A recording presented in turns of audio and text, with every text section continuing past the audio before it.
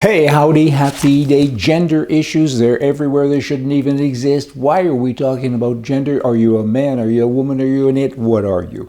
These left-wing governments, though, they like that talk. That's all they focus on. Let's have other bathrooms and let's do this and the transgender thing, blah, blah. Let me tell you about gender issues. Here it comes. Raise roosters for eggs, raise bulls for milk. Gender matters at supper time. Hey, did you get that? We have complications everywhere with the left because we don't understand them. And that's a good thing, because if we ever did understand them, then we'd become one of them. In Canada, you get the prime mistake. Justin Trudeau recently, he said, Indians, they should have everything. Let's give them everything. Hey, they're a conquered people. Not so much. Let's make them conquer us. And that's effectively what he's doing. He's giving them money, but he's giving them control of the pen. They have to sign off on so many developments in so many places, and provinces are getting into the act, left-wing provinces like British Columbia and others, and they're giving them all of this power. It amazes me. 1% of the entire population is pure-blood Indian, and they're now got about probably 80 or 90% control on all the development and everything that's going on, and I don't get it. Nobody gets it. I mean, hardly any of them vote. Really? That's a stat. So what are you buying here? It's amazing to me. Billions and billions of dollars. And when you look at a reserve, what is a reserve? It was set up as a communal kind of situation to benefit the Indian people. Whereas you have many poor people on a reserve and a few really rich people. They seem somehow to pull land out of the reserve and put it into their personal names, and they make millions of dollars weekly, some of them, and they don't pay taxes at all. And all they talk about is how the white man has kind of screwed them over. It's always vexing. And then Trudeau stepped in here a few years ago and he got rid of this thing that the former Prime Minister put in, which is called the First Nations Financial Transparency Act, which requires Indian leaders to publish audits of band expenses, including compensation for band members and so on.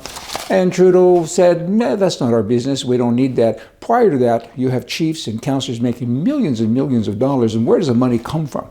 Comes from you white folk people, don't you know? And it's wrong. And then again, you have people on the reserves that are poor. You need somebody to fix this Indian Act in Canada, probably in other countries as well, but in particular Canada, because it's a mess. I mean, it's just being abused, and treat us the same. I mean, if you feel you owe somebody something, pay them, settle it, get over it, and move on. I mean, everybody should be the same. Everyone should have the same opportunities.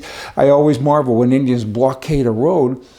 Why don't white people blockade the roads? Most of the roads that they drive on are owned by white people. If you want to get to a mall or something, why are we having these arguments? Everybody would be fine if you handle it better. It all comes down to management. Hasn't been good management, just saying. The United States of America, gun control. Do they need gun control? They are the third highest for murders in the world.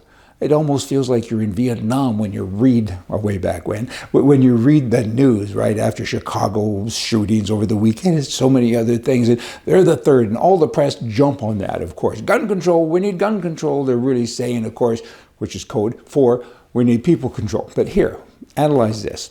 If you remove Chicago, Detroit, Washington, D.C., St. Louis, and New Orleans, if you take those cities out of the mix with regards to gun control, they're Democrat cities, led by left-wing wackos, and there's gun control in those 5 cities like you've never seen anywhere. There's a lot of gun control, tons of it, okay? But if you remove them from the mix, from this U.S. being the third in murders in the entire world, guess what?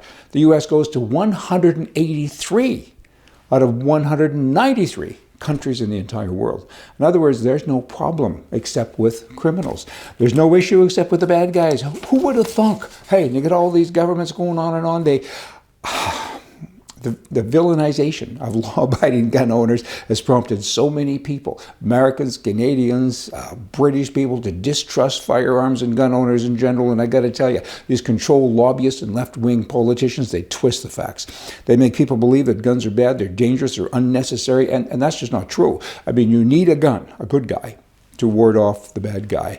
And gun owners are your neighbors. They are your friends, your family members. Firearms communities comprised of people you care about. And they're not monsters. They're certainly not evil.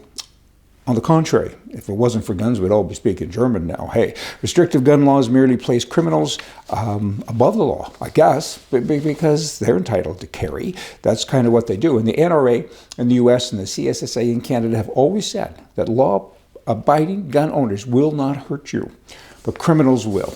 Just saying.